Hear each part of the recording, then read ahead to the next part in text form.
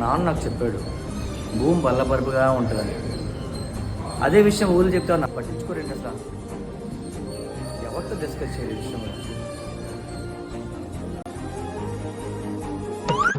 ఏంట్రా సూరి, అర్జెంట్గా రమ్మని కబురెట్టావు, ఏమైంది? ఏం లేదురా, మా నాన్న పోయే ముందు భూమి బల్లపరుపుగా ఉంటుందని చెప్పేసి పోయాడు. అదే విషయం ఊళ్ళు చెప్తుంటే ఎవరు నమ్మట్లేదురా. అవునరా, పెద్ద సమస్య వచ్చిందే. అయితే ఓ పని చేద్దాం, నాకు తెలిసిన మేనమ్మక్కలు ఉన్నారు, ఆవిడ దగ్గరికి వెళ్ళామంటే మన సమస్యకే ఓ పరిష్కారం దొరుకుతుంది. పదా వెళ్దాం.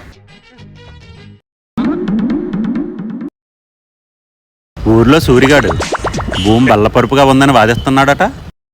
అవును నిజమే, ఒట్టి మూర్ఖుల్లా ఉన్నాడండి వాడు. పంతులమ్మ గారు నమస్తే. ఈయన నా ఫ్రెండ్ అమ్మ. ఈయనకి ఓ సమస్య వచ్చింది. మా నాన్నగారు పోతూ పోతూ భూమి బల్లపరుపుగా ఉందని చెప్పేసి పోయారమ్మా.